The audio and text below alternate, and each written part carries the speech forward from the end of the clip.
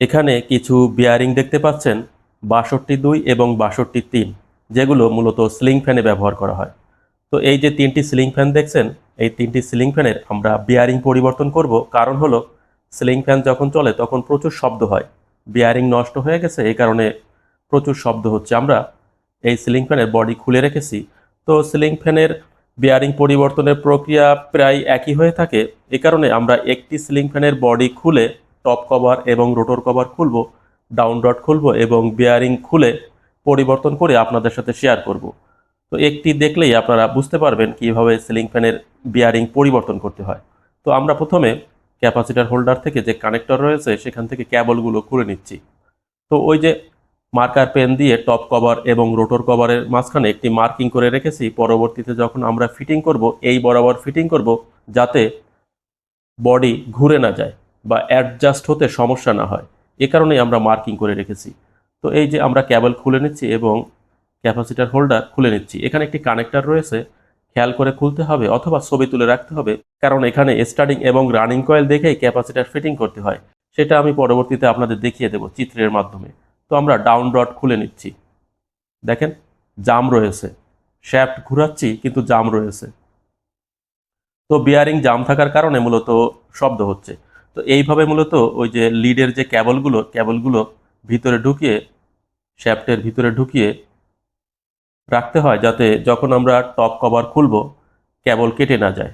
আমরা সাইডে যে বোল্ট রয়েছে, স্ক্রু বোল্ট, সেগুলো খুলে নিয়েছি এবং ব্লোটস ব্যবহার করে হিট দেব।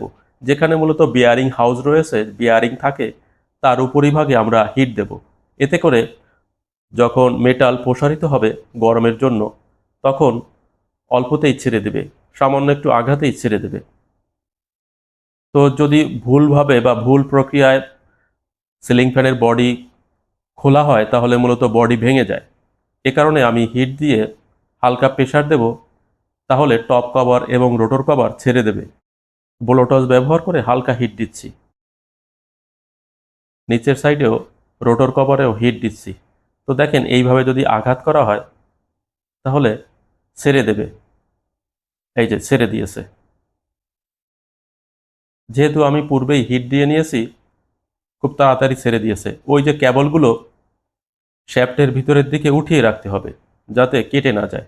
যখন আমি টপ কভার খুলব, কেবলগুলো কেটে না যায়। দেখেন, কেবলগুলো ভিতরে ঢুকিয়ে দিয়েছি এবং টপ কভার খুলে গেছে। তো বিয়ারিং টপ কভার রোটর কভারের সাথে থাকতে পারে অথবা শ্যাফটের সাথেও থাকতে পারে, যেখানেই থাকুক খোলা যাবে।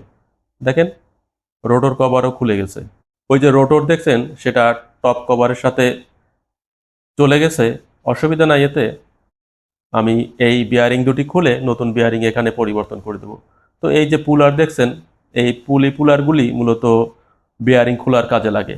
সিলিং ফ্যানের বিয়ারিং খুলতেই মূলত এই পুলারগুলি ব্যবহার করতে হয়। তো একটি পুলার দিয়ে ৬২ এবং ৬২-৩ দুটি বিয়ারিংই খোলা যায়। তো যেহেতু এখানে আউটসাইড পুলার ব্যবহার করা লাগবে, বিয়ারিং শ্যাফটের সাথে থেকে গেছে, এ কারণে আমরা আউটসাইড পুলার ব্যবহার করে বিয়ারিং খুলে নিচ্ছি। তো ওই যে কেবল, লিডের যে কেবলগুলি কয়েকবার মূলত ভিতরে ঢুকিয়ে দিতে হবে, কারণ কভার খোলার সময় অথবা বিয়ারিং খোলার সময় কেটে যাবে। তো উপরেরটা হচ্ছে ৬২-৩। এই যে আমরা একটি ৬২-৩ নতুন বিয়ারিং এখানে পরিয়ে দিলাম এবং পুরাতন বিয়ারিং উপরে রেখে আমরা একটি পাইপের মাধ্যমে হালকা প্রেসার দেব। তো পুরাতন বেয়ারিংটির উপরে প্রেসার দিলে কোনো ক্ষতি হবে না, নতুন বেয়ারিংটি যথাস্থানে লক হয়ে যাবে, টাইট হয়ে যাবে। তো এইবার আমরা হ্যামার ব্যবহার করে আস্তে আস্তে প্রেসার দিচ্ছি। দেখুন, ওই যে আস্তে আস্তে ঢুকে যাচ্ছে।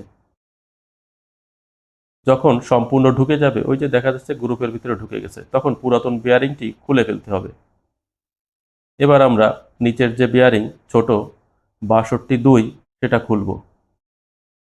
আউটসাইড পুলার ব্যবহার করে ৬২ বিয়ারিং খুলছি। অল্পতেই বিয়ারিং খুলে গেছে। আস্তে আস্তে বাড়ি দিচ্ছি। তো আমরা যখন বাড়ি দিচ্ছি, পুরাতন বিয়ারিংটির উপর প্রেসার পড়ছে, ফলে নতুন বিয়ারিংয়ের কোনো প্রকার ক্ষতি হচ্ছে না।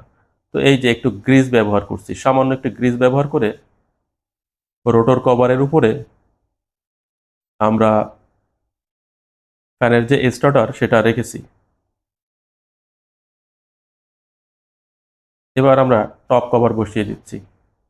তো এতটুকুই মূলত কাজ ছিল বিয়ারিং পরিবর্তন করার জন্য, কিভাবে বিয়ারিং খুলতে হয় এবং ফিটিং করতে হয়। তো একটি ভিডিওর মাধ্যমে আমি মূলত বিয়ারিং, সিলিং ফ্যানের বিয়ারিং কিভাবে খুলে ফিটিং করতে হয় সেটা দেখিয়ে দেওয়ার চেষ্টা করছি। ওই যে মার্কিং করে রেখেছিলাম মার্কার পেন ব্যবহার করে, সেই বরাবর রেখে আমি আস্তে আস্তে স্ক্রুগুলো স্ক্রুগুলো টাইট দিছি। তো একবারে টাইট দেওয়া যাবে না, অল্প অল্প করে টাইট দিতে হবে, তাহলে অ্যাডজাস্ট হয়ে যাবে। এবং হ্যামার দিয়ে আস্তে আস্তে বাড়ি দিতে হবে যাতে ভেঙে না যায়। আস্তে আস্তে বাড়ি দিলে ভিতরে যে স্টার্টার রয়েছে বডির সাথে অ্যাডজাস্ট হয়ে যাবে। দেখেন ঘুরছে, কোনো প্রকার বাধা নেই, জাম নেই।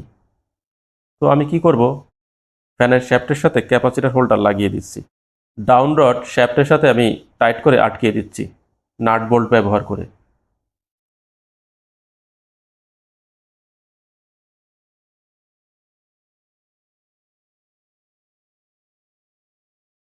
তো ঠিক যেইভাবে কানেকশন করা ছিল ওইভাবে আমি কানেকশন করে দিচ্ছি। ডাউন রডের ভেতর থেকে যে দুটি কেবল আসছে ওই দুটি কেবলের মাধ্যমে মূলত পাওয়ার সাপ্লাই যাবে। সিলিং ফ্যানের কানেকশন আমি চিত্রের সাহায্যে আপনাদের দেখিয়ে দিচ্ছি। মূলত ফেজ সরাসরি রানিং কয়েলে ঢুকবে এবং ক্যাপাসিটার হয়ে স্টার্টিং কয়েলে ফেজ ঢুকবে, আর নিউট্রাল কমন লিডে যাবে।